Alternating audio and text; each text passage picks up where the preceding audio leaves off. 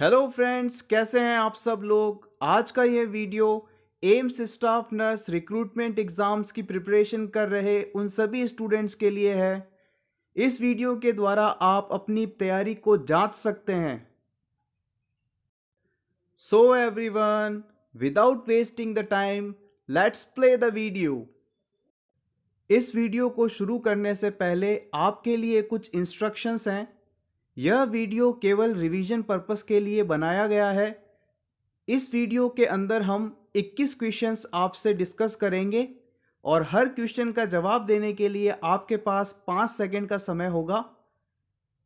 इस टेस्ट में qualifying marks 13 है और किसी भी प्रकार की नेगेटिव मार्किंग नहीं है। वीडियो जब पूरा देख लें तो आप हमें कमेंट सेक्शन में यह ज़रूर बताएं कि क्या आपने इस टेस्ट को क्वालिफाई किया है। All the best, let's begin. Question number 1, angina का वह कौन सा प्रकार है जिसे हम सबसे ज़्यादा डेंजरस मानते हैं।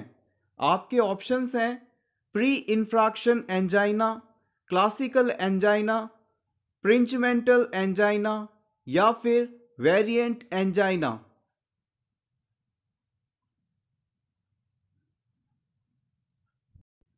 सही जवाब है option A, pre infarction angina angina का सबसे डेंजरस या घातक प्रकार है।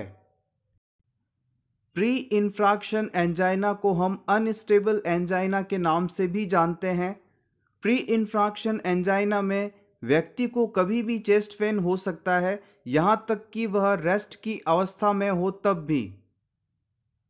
प्री इंफ्राक्शन एंजाइना एक मेडिकल इमरजेंसी है।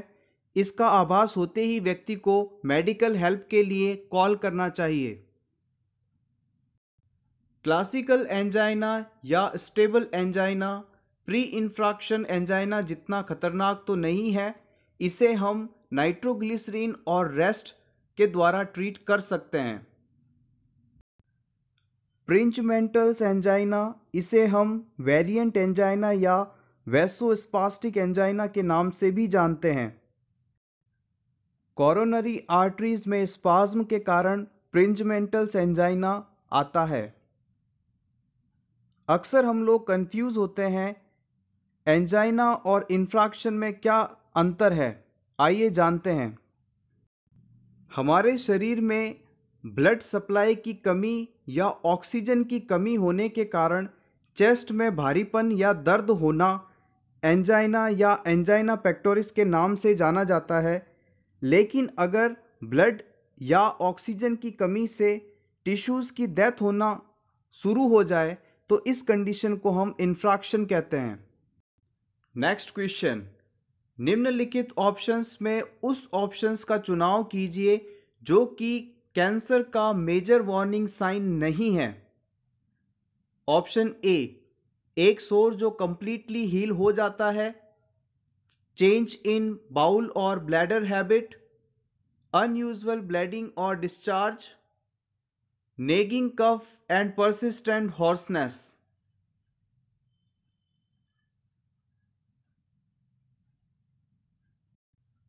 Right option is option A, a sore that heals completely. Cancer के मेजर वार्निंग साइंस को याद रखने के लिए आपको एक वर्ड याद रखना है, कॉशन। कॉशन की डिटेल इस प्रकार है। सी, बाउल और ब्लैडर की हैबिट में चेंज आना, एक घाव या सोर जो कि पूरी तरीके से भर नहीं पाता, बॉडी के किसी भी ओरिफिस या छेद से बिना किसी वजह के ब्लीडिंग या डिस्चार्ज का होना, ब्रेस्ट या बॉडी के किसी अन्य हिस्से में ट्यूमर या गांठ का होना, इंडाइजेशन होना, obvious change in wart and mole, nagging cough and persistent hoarseness जो कि मुख्यतः लैरिंजियल कैंसर में देखने को मिलता है। नेक्स्ट क्वेश्चन, T4 हार्मोन को आप और किस नाम से जानते हैं।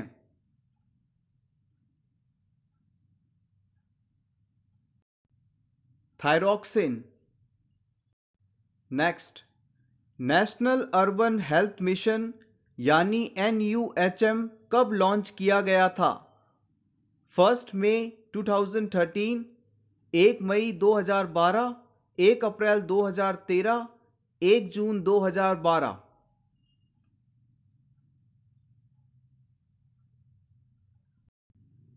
NUHM 1 मई 2013 को लॉन्च किया गया था। NUHM NHM यानी नेशनल हेल्थ मिशन का सब मिशन है। इसके अलावा आपको यह भी याद रखना चाहिए कि नेशनल रूरल हेल्थ मिशन यानी NRHM 12 अप्रैल 2005 को लॉन्च किया गया था, जिसका मुख्य उद्देश्य accessible, affordable, quality health care rural population के लिए उपलब्ध कराना था। नेक्स्ट, प्रेगनेंसी के दौरान मैग्नेटिक रेजोनेंस इमेजिंग या MRI नहीं करवानी चाहिए, क्या यह कथन सही है?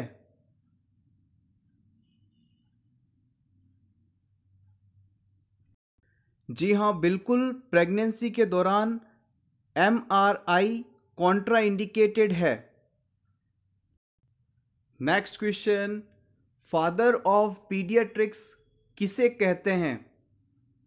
Hippocrates, Abraham Jacobi, James Mott, R.E. ब्रैगमैन।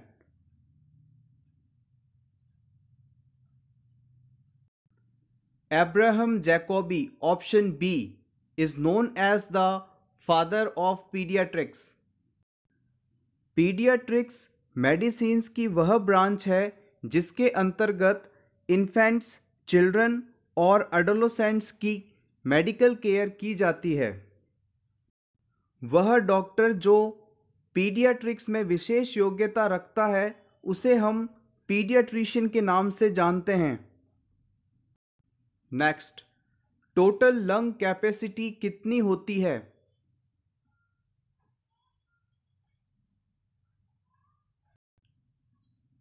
6000 ml approx, लगभग 6000 ml।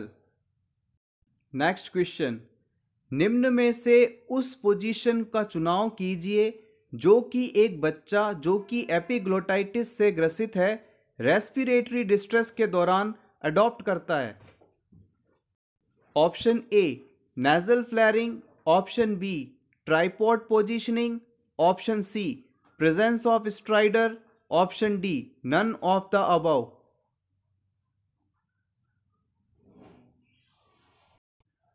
सही जवाब है ऑप्शन बी, ट्राइपॉड पोजीशनिंग।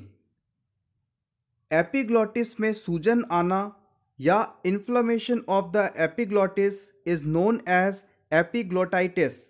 यह एक लाइफ थ्रेटनिंग कंडीशन है क्योंकि इस कंडीशन में एयरवे ऑब्स्ट्रक्शन हो सकता है।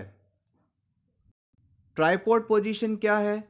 ट्राइपॉड पोजीशन में व्यक्ति आगे की तरफ झुका होता है व उसके दोनों हाथ या तो अपने घुटनों पर होंगे या फिर अगर वो सिटिंग पोजीशन में है तो सरफेस पर होंगे। ट्राइपॉड पोजीशन में आने से एयरवे वाइडन हो जाता है जिसके कारण रेस्पिरेटरी डिस्ट्रेस में रिलीफ मिलता है। नेक्स्ट क्वेश्चन, 1 ग्रेन में कितने मिलीग्राम्स होते हैं?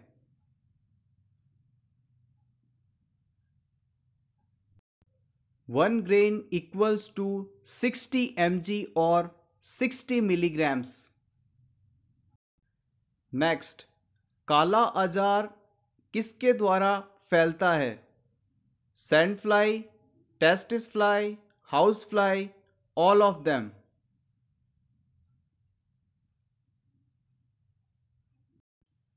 काला अजार सैंड फ्लाई के द्वारा फैलने वाली डिजीज कंडीशन है।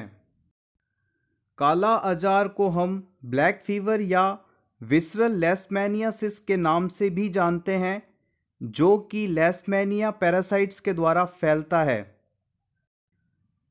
Symptoms of kala azar: fever, loss of appetite, weight loss, swelling of the spleen और लीवर, मैलेज और night sweat, darkening of the skin, swollen lymph nodes and others। अगर काला अजार को पूरी तरीके से ट्रीट नहीं किया जाए तो डेथ में अकर। नेक्स्ट, ऑडिटरी एरिया कहाँ स्थित होता है?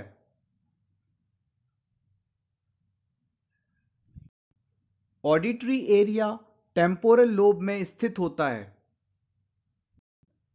Relax everyone, this is not question, this is bonus +1 for everyone. Parkinson's disease assessment important points for revision. Dopamine की कमी, tremors, rigidity, propulsive gait, monotonous speech, mask like expression, ये सभी Parkinson disease में जरूर दिखते हैं। Next question, duration of atrial systole. Atrial systole की कुल अवधि 0.1 सेकेंड की होती है। एपिसियोटोमी का वह प्रकार कौन सा है जो कि सबसे ज्यादा प्रैक्टिस किया जाता है?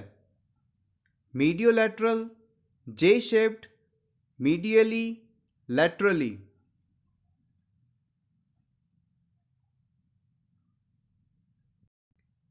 सही जवाब है mediolateral episiotomy is most practice type of episiotomy. Episiotomy को हम पेरिनियोटोमी के नाम से भी जानते हैं। एपिसियोटोमी में पेरिनियम और पोस्टीरियर वेजाइनल वाल में सर्जिकल इंसिजन या कट लगाया जाता है, जो कि मुख्य रूप से मिडवाइफ या ऑब्स्टेट्रिशियन द्वारा किया जाता है। एपिसियोटोमी मुख्य रूप से लेबर की सेकेंड स्टेज में किया जाने वाला प्रोसेस है। इसका मुख्य उद्देश्य यह होता है कि बेबी को इजीली वेजाइना के थ्रू बाहर निकाला जाए।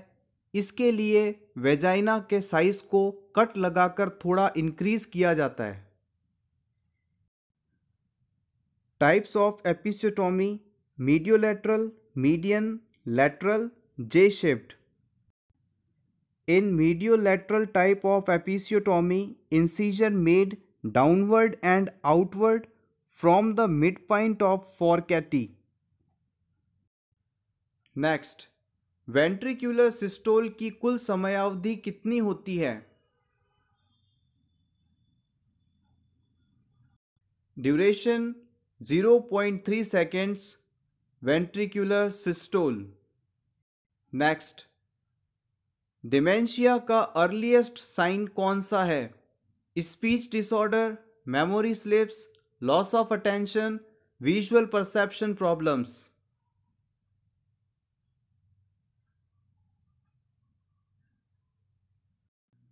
Right answer is option B, memory slips earliest sign of dementia है। Most of the people thinks that dementia is just a memory loss, but dementia is described as group of symptoms associated with decline in memory or other thinking skills severe enough to reduce person's ability to perform day-to-day activities. Next, duration of complete cardiac diastole.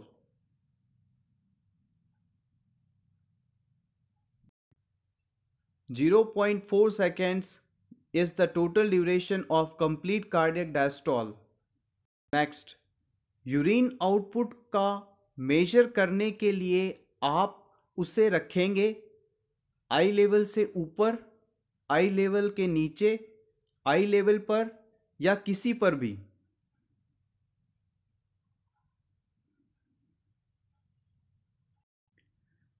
हमेशा याद रखें, urine level का measurement करते समय उसे आप आई level पर रखें।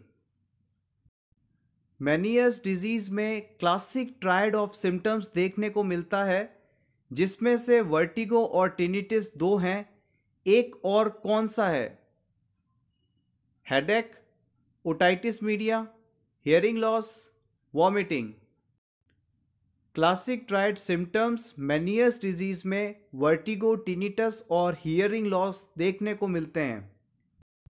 मेनियर्स डिजीज इनर ईयर डिसऑर्डर है।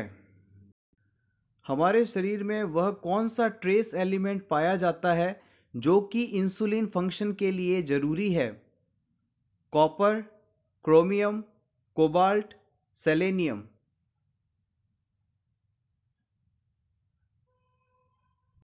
सही जवाब है क्रोमियम। क्रोमियम हमारे शरीर में इंसुलिन फंक्शन के लिए जरूरी है। निम्न में से उस डिफेंस मैकेनिज्म का चुनाव कीजिए जिसमें अनएक्सेप्टेबल बिहेवियर को एक्सेप्टेबल फॉर्म में कन्वर्ट किया जाता है। Sublimation, introjection, displacement, none of the above.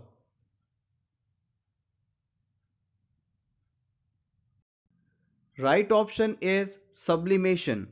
Sublimation एक मैच्योर टाइप की डिफेंस मैकेनिज्म है जिसमें सोशली अनएक्सेप्टेबल इम्पल्सेस को एक्सेप्टेबल फॉर्म में ट्रांसफॉर्म्ड किया जाता है और इसे करने के लिए लॉन्ग टर्म कन्वर्जन चाहिए होता है। Example of sublimation is a surgeon turns aggressive energies and deep desires to cut people into life saving acts। तो दोस्तों ये थे आज के 21 क्वेश्चन। कमेंट सेक्शन में आपने कितना स्कोर किया ज़रूर बताइएगा और ये वीडियो कैसा लगा। क्या आपको इसी तरह के और वीडियोस चाहिए? अगर ये वीडियो आपको अच्छा लगा हो तो प्लीज़ लाइक कर दीजिएगा, चैनल ज़रूर सब्सक्राइब कर लीजिएगा। Thanks for watching.